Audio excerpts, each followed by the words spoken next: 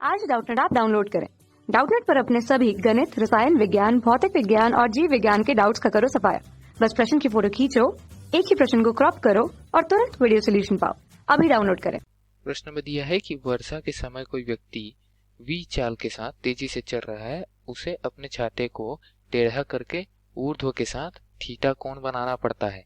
यदि कोई विद्यार्थी थीटा व v के बीच निम्नलिखित संबंध व्युत्पन्न करता है। संबंध है tan थीटा बराबर म्यू और वह इस संबंध के औचित्य की सीमा पता लगाता है। जैसे कि आशा की जाती है v जो है वो शून्य हो जाए, यानी कि वेग शून्य हो जाए और थीटा जो है वो शून्य हो जाए, अर्थात जो ऊर्ध्व के साथ कोण बना रहा है वो शून्य हो जाए। ठीक है, तो ये हम मान रहे हैं कि तेज हवा नहीं चल रही है और किसी खड़े व्यक्ति के लिए वर्षा ऊर्ध्वाधर पड़ रही है। ठीक है, क्या आप सोचते हैं कि यह संबंध सही हो सकता है? यदि ऐसा नहीं है तो सही संबंध का अनुमान लगाइए। ठीक है दोस्तों, प्रश्न में ये सब हमको दिया हुआ है। ये सारी चीजें समझने के लिए हमको एक चित्र बनाना होगा। ठीक है, तो हम एक व्यक्ति का चित्र बना लेते हैं ऐसी समझने के लिए।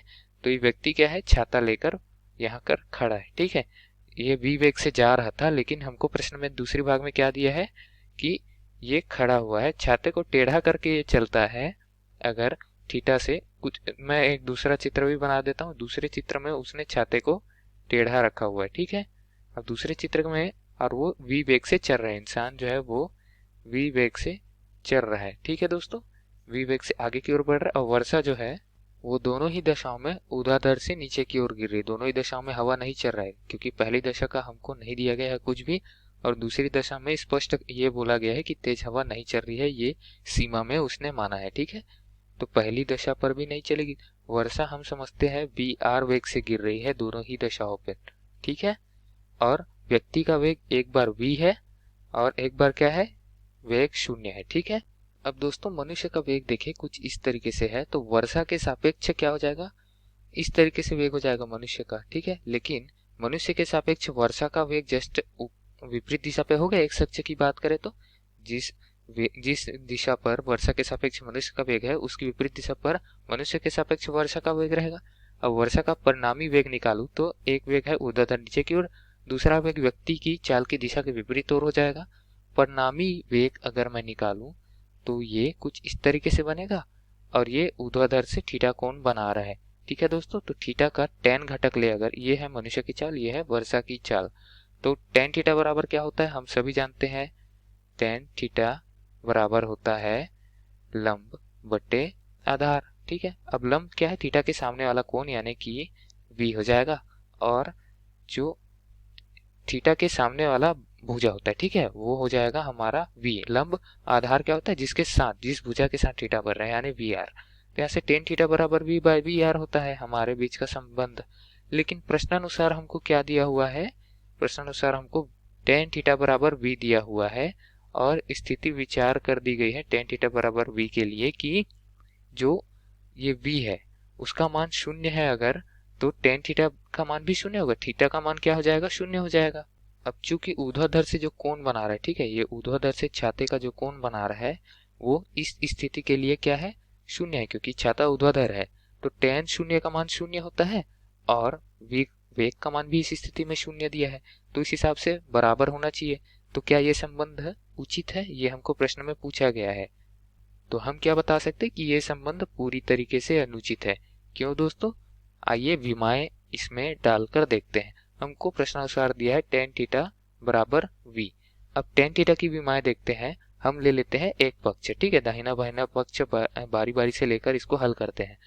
हमारा पहला पक्ष है टेन थीटा, तो टेन थीटा की अगर बात करें तो टेन थीटा की विमाएं देखेंगे। टेन थीटा का मान होता है लंब बटे आधार, ठीक है, और लंब क्या है, भुजा है। ठीक, तो लंब को मैं L से शो कर देता हूँ या फिर उसको शो कर देता हूँ H से, ठीक है, और आधार को मैं B से शो करता हूँ। ठीक है, तो इस तरीके से ये क्या हो जाएगा, भुजा हमेशा हम लेते हैं मीटर में, तो मीटर बटे मीटर, तो इसका जो v में सूत्र होगा mLT में अगर हम लिखा, मीटर का बोलते हैं लेंथ। ठीक है, तो ये m को मैं हटा दूं अगर, तो L बाय L हो जाएगा, और m L T थीटा अगर हम देखें तो यहाँ से m की पावर में शून्य रहेगा, m की घात में, l की घात में भी शून्य हो जाएगा, क्योंकि ऊपर एक और नीचे एक, एक ऋण एक क्या हो जाएगा, शून्य हो जाएगा, और टी की घात में भी शून्य, थीटा की घात में, सबकी घात में शून्य हो जाएगा। ठीक है, तो ये कौन सी राशि हो जाएगी?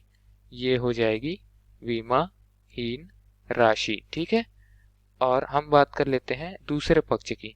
तो दूसरे पक्ष में हमको क्या दिया हुआ है? v। तो v को अगर हम देखें तो v है हमारा वेग, और वेग किस में होता है? वेग होता है मीटर प्रति सेकंड में। मीटर को हम लंबाई से यानी कि l से प्रदर्शित करते हैं विमाएं देखे अगर तो, और प्रति सेकंड को हम t से प्रदर्शित करते हैं। ठीक है, तो यहाँ से क्या लिख सकते हैं? l t की घात ऋण 1, और ये हो जाएगा विमा उसका। अब विमा देख रहे, दोनों का विमा मिल रहा है क्या? tan थीटा और v का नहीं मिल रहा है। तो दोस्तों, चूंकि विमाएं दोनों पक्षों के लिए समान नहीं है, अतः हम क्या कह सकते हैं? अतः जो संबंध हमको प्रश्न में दिया गया है वो संबंध अनुचित है, पूरी तरीके से अनुचित है, किसी भी तरीके से उचित नहीं है। ठीक है, अनुचित क्यों है? क्योंकि यहाँ पर हमको एक ही वेग दिया गया था, और हम जानते हैं कि ये दो वेगों का अनुपात होता है। दोनों वेग का अनुपात करने से ऊपर भी एल टी ऋण 1 और नीचे भी एल टी ऋण 1, दोनों कट के क्या हो जाता है? एल शून्य, टी शून्य, एम शून्य, थीटा शून्य, दोनों जो है विमाहीन राशि हो जाती है, और इस तरीके से विमाएं संतुलित हो जाने से संबंध सही हो जाता। लेकिन tan थीटा बराबर v क्या है? हमको प्रश्नानुसार दिया गया था, जो संबंध उचित नहीं है। ठीक है दोस्तों, तो यही उत्तर है दिए गए प्रश्न के लिए हमारा। धन्यवाद। कक्षा 6वीं से 12वीं से लेकर नीट, IIT, जेईई वो एडवांस के लेवल तक 1 करोड़ से ज्यादा छात्रों का भरोसा। आज ही डाउनलोड करें डाउटनेट ऐप या व्हाट्सएप करें अपने सारे डाउट्स 8400 400 400 पर।